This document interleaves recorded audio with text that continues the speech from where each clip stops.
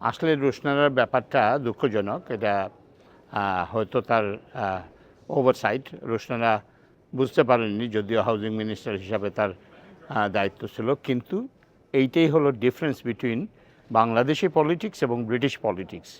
দেখেন, রুশনারা হয়তো ভুল বুঝতে পেরেছেন অথবা মনে করেছেন যে দল এবং এর জন্য এটা ক্ষতিকর হবে, তাই তিনি পদত্যাগ করেছেন। এর মানে নয় যে রুশনারা খুব বেশি দোষী। ব্রিটিশ পলিটিশিয়ানরা যে কোনো সময় এরকম কোনো কিছুতে জড়ালে তারা আইদার পদত্যাগ করেন অথবা যতক্ষণ ধরে রাখতে পারেন। এই ক্ষেত্রে রুশনারা এই কাজটা ভালোই করেছেন। এর মানে না যে রুশনারা একদম লাইমলাইট থেকে বেরিয়ে গেলেন। রুশনারা আবার ফিরে আসবেন, এটাই আমাদের প্রত্যাশা। ধন্যবাদ। আসলে রুশনার আলীর যে রেজিগনেশনটা, সেটা হচ্ছে যে রুশনার আলী আসলে ওই যে মিডিয়ার যে নিউজগুলি আসছে একটা পরে একটা, ডিস্ট্রাকশনটা কমানোর জন্য রুশনার আলী রিজাইন করেছে এবং তার রেজিগনেশন লেটার কিন্তু পরিষ্কারভাবে সব কিছু বলেছেন। এবং আপনারা জানেন যে রুশনার আলী কিন্তু গত ফিউ টাইমস 15 বছর ধরে এমপি এবং শ্যাডো মিনিস্টার ছিল। তারপর রুশনার আলী কিন্তু আমাদের কমিউনিটির বিভিন্ন ইস্যুতে কমিউনিটির পক্ষেই রয়েছে সবসময়। এবং যেহেতু একটা নিউজ এসছে এবং আমি মনে করি এবং আমরা যে জিনিসটা জেনেছি যে রুশনার আলী যে রেন্ট রিলিজের যে ব্যাপারটা, সেই ব্যাপারটা আসলে আইনগতভাবেই সেটা হয়েছে। কিন্তু মিডিয়া হয়তো, যেহেতু রুশনার আলী মিনিস্টার, সুতরাং মিডিয়া হয়তো সেই জিনিসটা ফোকাস করার জন্য তারা নিউজটা দিয়েছে, হয়তো সেটা ভিউ পাওয়ার জন্য অথবা অন্য কিছু হতে পারে।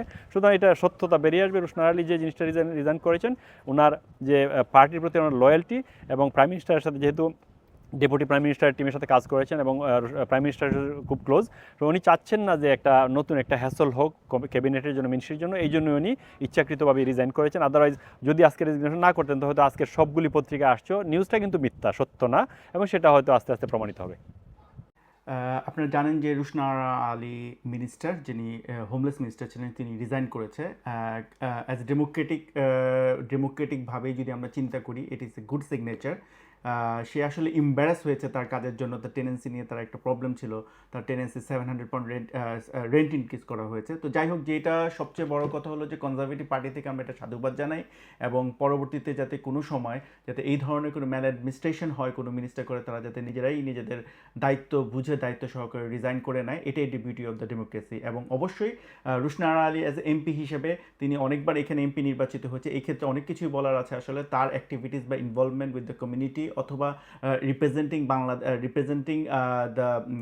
তার নির্বাচনী এলাকা, এখানে অনেক প্রশ্ন আছে এবং এর জন্য আমি বলবো যে she is not doing her job properly. So আমি বলবো যে সে মিনিস্টার হিসাবে পদত্যাগ করা আসলে এনাফ না, তাকে এমপি হিসাবে পদত্যাগ করা উচিত ছিল।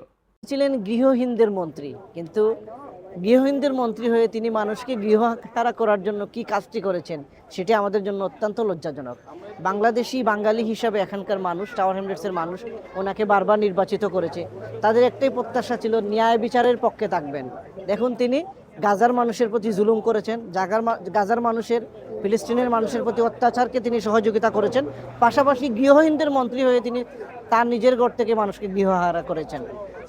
মানুষ ক্লিয়ার হয়ে গেছে ওনার অবস্থান, এবং এই অভিজ্ঞতার আলোকে আগামী নির্বাচনে আমার বিশ্বাস টাওয়ার হ্যামলেটসের নাগরিকরা উপযুক্ত সিদ্ধান্ত নেবে।